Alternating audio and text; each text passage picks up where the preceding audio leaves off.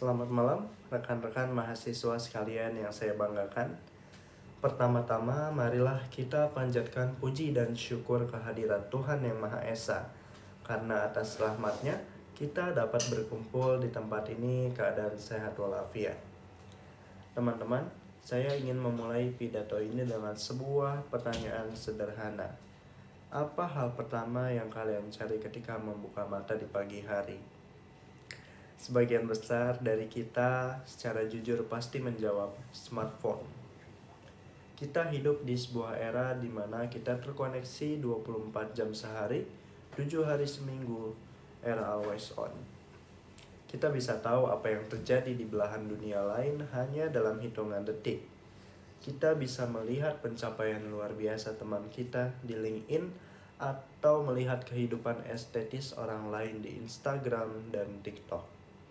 Namun, sadarkah kita bahwa di balik kemudahan dan keindahan layar tersebut, ada harga mahal yang diam-diam sedang kita bayar. Harga itu adalah kedamaian mental kita. Rekan-rekan sejawat yang saya sayangi, berdasarkan laporan terbaru dari Asosiasi Penyelenggara Jasa Internet Indonesia, rata-rata orang Indonesia menghabiskan waktu yang sangat signifikan setiap harinya di internet. Dan media sosial menjadi layanan yang paling dominan diakses.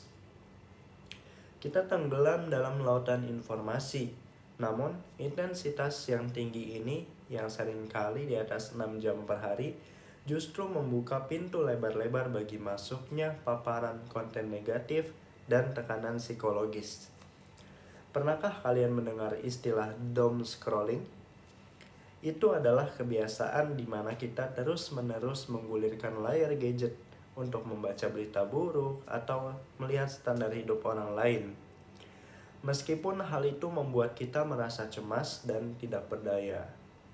Kita seringkali merasa tertinggal atau merasa diri kita kurang hanya karena angka-angka digital. Kurang followers, kurang likes, atau kurang sukses dibanding orang lain di media sosial.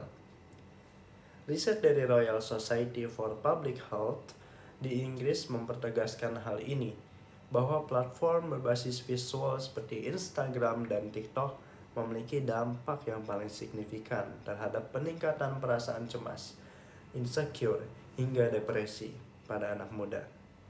Efeknya tidak main-main.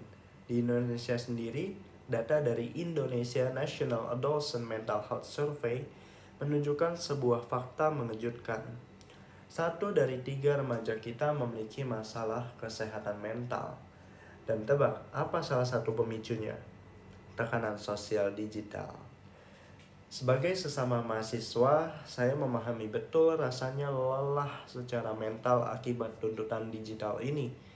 Kita seringkali terjebak dalam lingkaran membanding-bandingkan diri.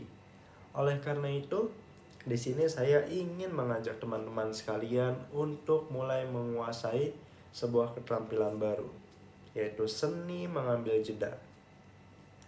Mengambil jeda bukan berarti kita gaptek, anti politik, dan anti teknologi.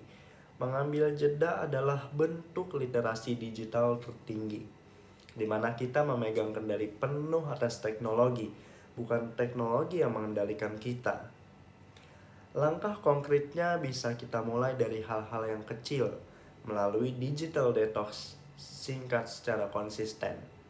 Misalnya buat aturan pada diri sendiri tidak membuka media sosial 30 menit setelah bangun tidur dan 30 menit sebelum tidur. Atau matikan notifikasi aplikasi yang tidak mendesak saat kita sedang belajar atau berkumpul dengan keluarga.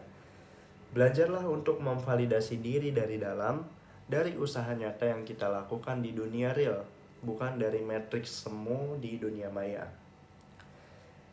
Teman-teman yang berbahagia, layar smartphone kita mungkin menawarkan jutaan warna yang berkilau. Tapi ingatlah bahwa kehidupan yang sesungguhnya ada di sekeliling kita, bukan di dalam genggaman tangan kita. Jangan sampai demi mengejar eksistensi dunia maya, kita justru kehilangan esensi dan kewarasan di dunia nyata. Mari kita lebih bijak lagi ketika dunia digital menuntut kita untuk terus berlari tanpa henti. Ingatlah bahwa kita memiliki hak penuh untuk menekan tombol pause. Sayangi pikiranmu, batasi konsumsimu, dan kuasai seni mengambil jeda demi kesehatan mental kita bersama. Akhir kata, terima kasih atas perhatian dan waktu yang rekan-rekan berikan. Mohon maaf jika ada kata-kata yang kurang berkenan. Selamat malam dan salam sejahtera untuk kita semua.